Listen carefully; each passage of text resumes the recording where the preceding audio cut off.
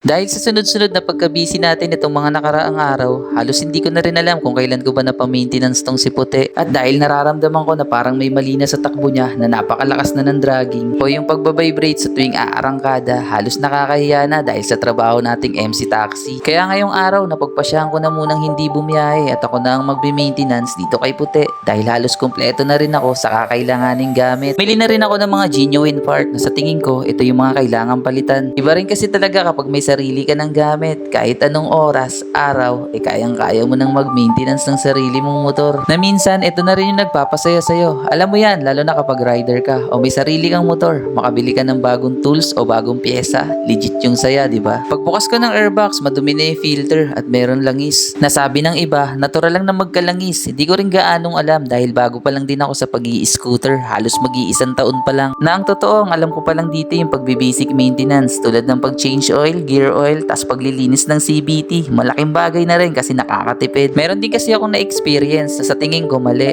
Nung nagparinis ako sa shop, halos binugahan lang ng hangin yung mga alikabok na meron sa CVT, tas nilinisan. Halos hindi na rin binaklas lahat, tas kabit na agad. Simula na nagpundar na ako ng tools na kakailanganin para sa pagme-maintenance ng scooter. Nanood na rin ako sa YouTube kung ano ba yung mga tamang gawin. Hindi na rin ako natakot magkamali dahil sarili ko naman tong motor. Ang gusto ko lang dito, ma-experience at matutunan natin. Na kapag okay yung naging resulta, napakalaking bagay sa atin to dahil makakatipid na tayo at ako din yung makikinabang. In the same time, kapag may nakita tayong nasiraan at kumpleto naman tayo sa gamit, makakatulong rin tayo. Lalo na't araw-araw tayong naghahanap buhay sa kalsada.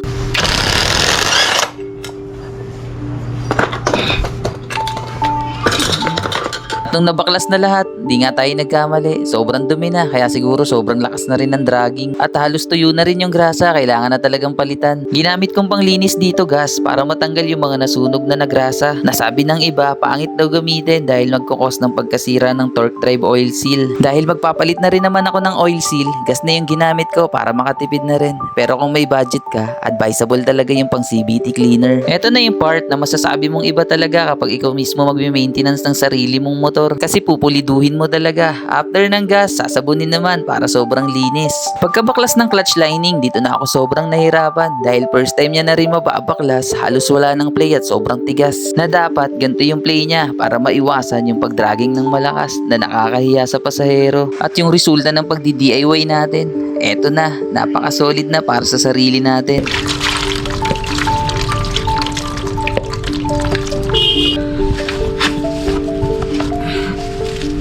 Kapag ibabalik na, same lang kung paano mo binaklas. Tapos alam mo dapat yung mga parts na dapat lagyan ng grasa dahil baka maparami ng lagay at kumalat sa buong panggilid at ayun ang iniiwasan natin. Kasi kung iisipin, napakaselan talaga ng scooter lalo na pagdating sa maintenance. Di katulad ng una kong motor, di cambio. Kadena at langis lang sapat na. Pero bakit nga ba mas mabenta yung mga scooter kaysa sa mga dekambyo? Para sa akin siguro depende kung saan mo siya gagamitin. Dahil kung balak mong pasukin yung pag-MC taxi o pag-deliver ng pagkain, mas okay talaga yung scooter. Dahil na rin siguro sa haba ng oras ng biyahe natin sa kalsada, mas nakakalis ng pagod. Sa paglalagay naman ng grasa sa torque drive assembly, dapat sakto lang. Dahil hindi pwedeng maparami dahil baka kumalat sa belt. Dahil kapag nagkataon na mangyari yun, dudulas lang ng dudulas yung belt at mahihirapan umusad yung motor. Nung naibalik na yung parts na binaklas natin kanina, ready nang isalpak. Tapos para daw magkaroon ng grasa yung pinakaloob ng torque drive, iikot-ikot lang daw dito habang may nakalagay na grasa. Sa pagbabalik naman ng flyball o yung bolang tinatawag, may mga procedure din na sinusunod. Much better, panoorin nyo sa YouTube. May mga magagaling na nag-e-explain doon kung paano ba yung positioning ng bola, yung tinatawag nilang pagtotono. Kapag ready nang isalpak lahat, siguraduhin lang na kompleto at walang nakalimutan na pyesa. Kung hindi, yari. Kasi mahirap nang masiraan sa daan. Lalo na kapag rush hour, kasagsagan ng booking. Kaya hanggat maaari, check lagi yung motor na laging kondisyon para di na rin tayo maabala o hindi tayo makaabala sa iba. Kaya ako nagbabalak ka rin bossing na mag-DIY o ikaw na mismo yung mag-maintenance sa motor mo. Try mo lang, wala namang mawawala at wala namang magagalit kasi sarili mong motor yan.